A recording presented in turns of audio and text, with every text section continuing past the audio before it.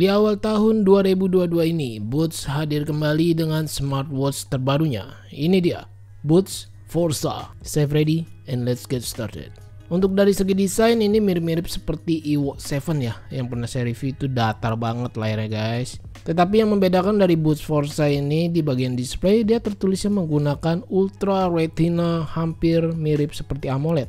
Kita lihat untuk dari kontras kecerahan warnanya sih ini mantap ya, cukup gonjreng. Untuk di bagian sisi kirinya dia ada lubang speaker dan di sisi kanannya dia ada lubang mic. Oh ya, untuk material dari case-nya ini terbuat dari aluminium yang tertulisnya ya. Dan dia juga sudah menggunakan wireless charging. Di sini juga tertulisnya dia ukuran case-nya adalah 44 mm. Ya, ini kita ukur. Untuk lebar diameternya ini adalah 36 mm ya. Cukup kecil menurut saya. Di bagian tinggi case-nya di sini kita ukur 43 mm. Untuk ketebalannya adalah 13 mm. Ya, ini cukup tebal ya.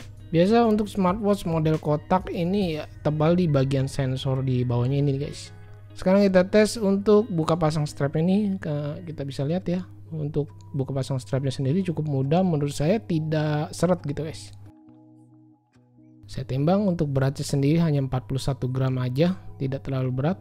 Untuk ukuran displaynya ini cukup besar sih, tertulisnya 1,77 inch ya. Dengan resolusinya juga lumayan, 320 x 385 pixel.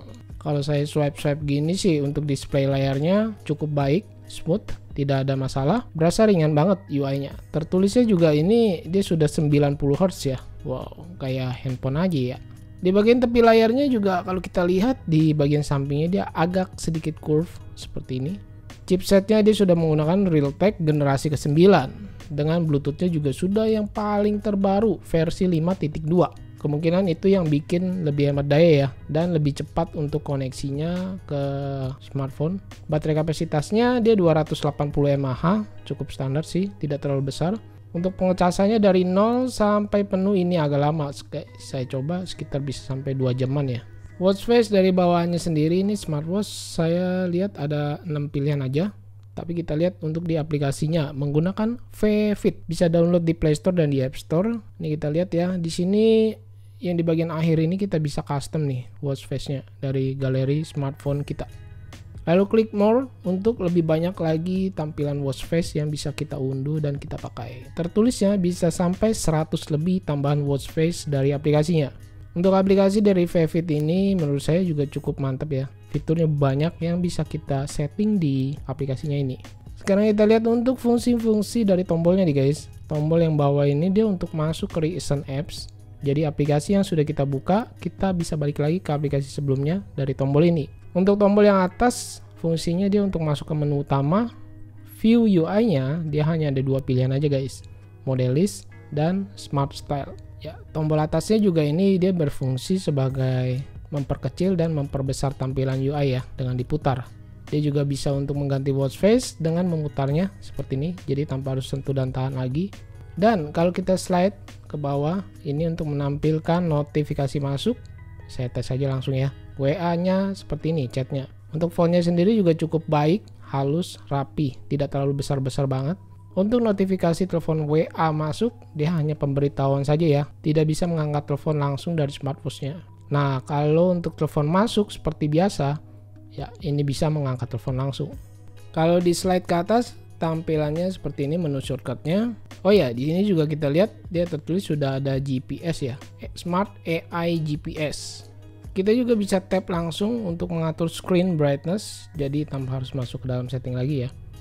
Untuk mengaktifkan Bluetooth phone, kita bisa tap di bagian ini aja. Slide ke kiri dan ke kanan untuk mengganti tampilan watch face. Sekarang kita masuk ke dalam fitur-fiturnya. Kita lihat guys. Yang pertama, music Bluetooth. Fiturnya ini cukup lengkap ya. Bisa play, pause, next, preview, juga ada pengaturan volume di sini. Kita lihat di fitur kesehatannya. Yang pertama saya coba lihat fitur heart rate. Dia berjalan secara dinamis dan berkelanjutan. Untuk SPO2 kita harus tap dulu ya, dia baru aktif berjalan gitu. Dan dia tidak berjalan dinamis, hanya muncul dan berhenti saja. Blood pressure juga sama, tidak berjalan dinamis, hanya berhenti saja. Kemudian fitur lainnya kita lihat di sini ada find phone, remote camera, waiter, breathe, dan stopwatch. Di fitur olahraga kita lihat di sini dia ada 9 pilihan fitur olahraga. Ketika memulai dia ada timernya ya, waktu penghitung mundur, dan dia tidak bisa untuk menampilkan menu music Bluetooth di workoutnya. Kita lihat di setting untuk screen time off-nya bisa sampai 15 detik aja. Ya, standar ya. Kalau saya pakai nih, coba pakai ke lengan saya, ukuran lingkarnya 16 cm, strapnya sih berasa agak kebesaran ya, terutama di bagian lubang-lubangnya ini jadi agak kurang dekat gitu.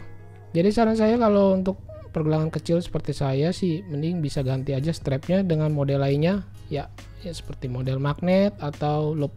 Untuk harganya sendiri Boots Forza ini dihargai sekitar 499 ya, hampir 500 ribuan guys. Link pembeliannya nanti saya taruh di deskripsi. Ya mungkin buat kamu yang sedang mencari smartwatch 500 ribuan dengan fitur yang lumayan banyak, bergaransi pula, ya smartwatch dari Boots ini mungkin bisa jadi pilihan. Terima kasih banyak buat yang sudah menonton. Mohon maaf jika ada kekurangan dalam kata-kata. Tolong dibantu subscribe-nya dan nyalakan lonceng agar tidak ketinggalan video smartwatch terbaru dari saya. Save ready and see you next my video.